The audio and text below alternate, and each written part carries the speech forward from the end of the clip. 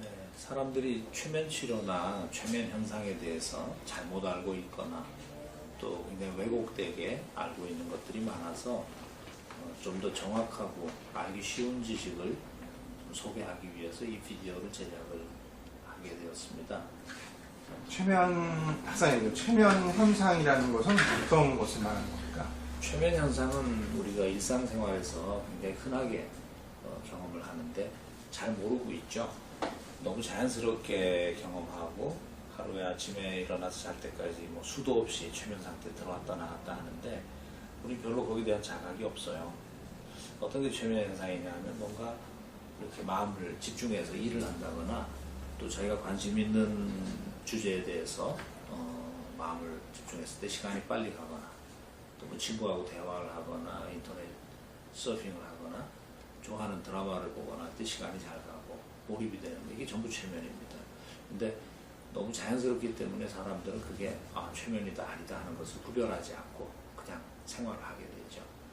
그래서 모두가 경험하듯이 그런 상황에 있어도 우린 전부 정신이 말짱하고 판단력도 있고 주변을 다 느낄 수 있기 때문에 최면 상태라는 것은 우리가 그냥 불안해하는 것처럼 자기의 지배를 누가 딴 사람이 최면을 걸어서 가져간다거나 또 최면에서 겪은 것을 기억을 못한다거나 하는 일은 사실 일어나지는 않습니다.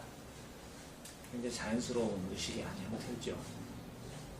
최면 치료를 받기 위해서는 최면 감수성이라는 것이 얼만큼 중요한 겁니까? 최면 감수성에 대해서 많이 얘기들을 하는데 대략 인구의 뭐 한 10%는 최면 감수성이 상당히 높다.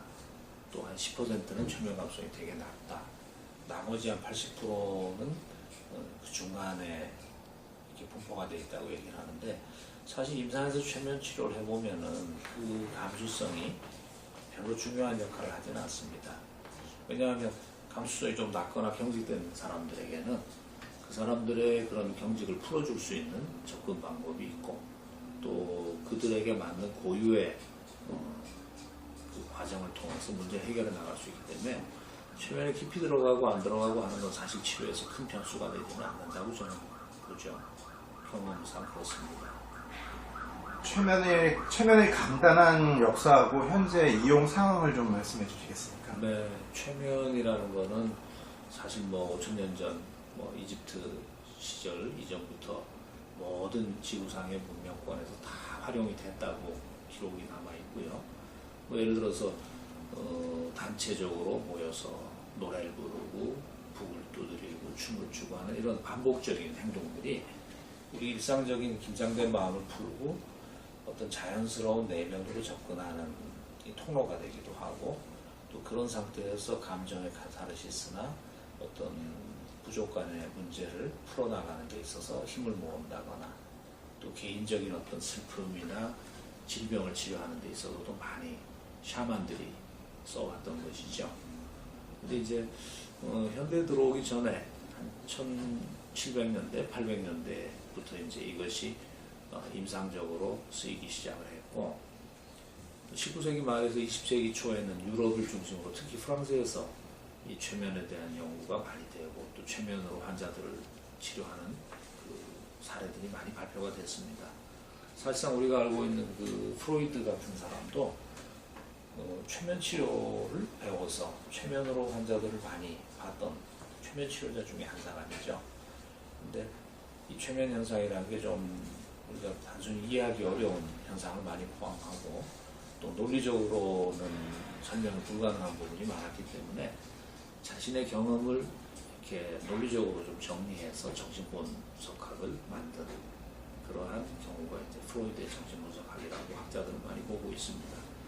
그러다가 정신분석학이 인기를 끌면서 최면 치료를 많이 묻혔는데 1, 2차 세계대전을 지나가면서 굉장히 그 전쟁터에서 불안을 느끼고 또 트라우마를 겪는 병사들이 최면의 방법으로 아주 쉽게 빨리 회복되는 현상들이 관찰이 됐죠.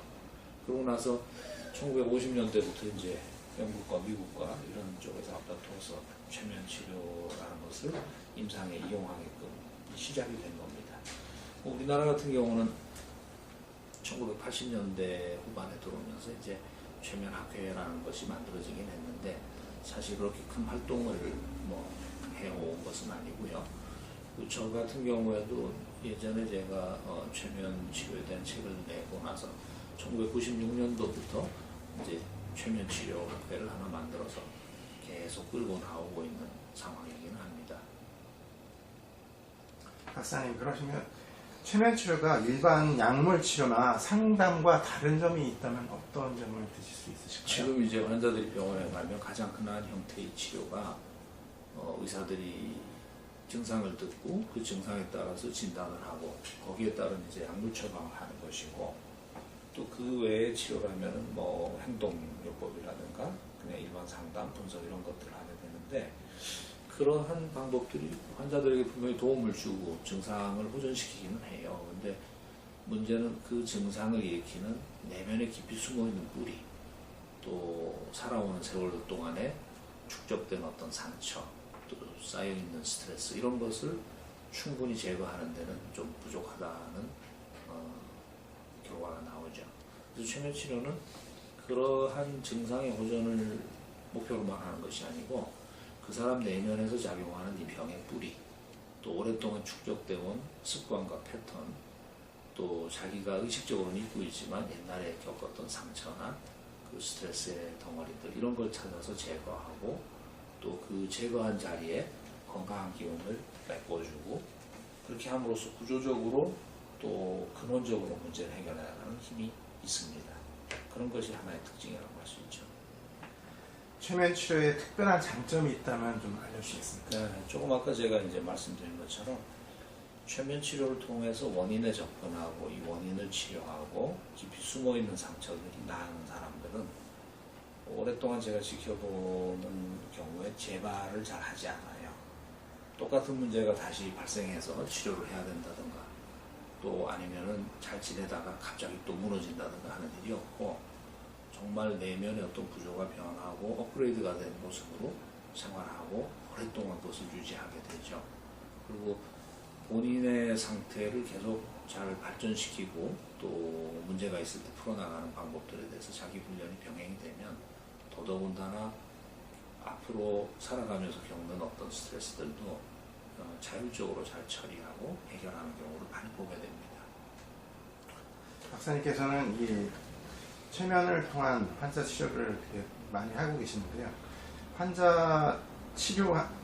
최면을 통한 환자 치료하고 일반 최면 치료의 차이점이 있다면, 그리고 또 주의할 점이 있다면 어떤 점이 있겠습니까?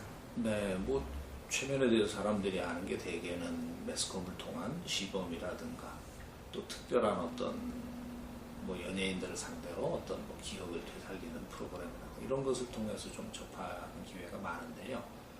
사실 그 최면이라는 것이 건강한 일반인들에게 시범을 보이거나 어떤 방법을 썼을 때 별다른 부작용이 생길 가능성은 별로 없어요.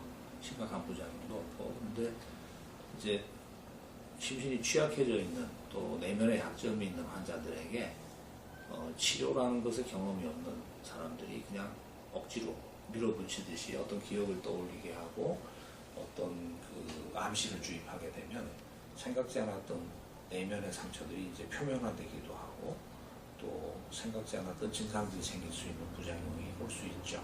그렇기 때문에 치료로서의 최면은 치료자로서 훈련받은 사람들이 써야 되는 것이고, 그냥 장난 삼아서 최면을 해본다 할 때는 환자들에게는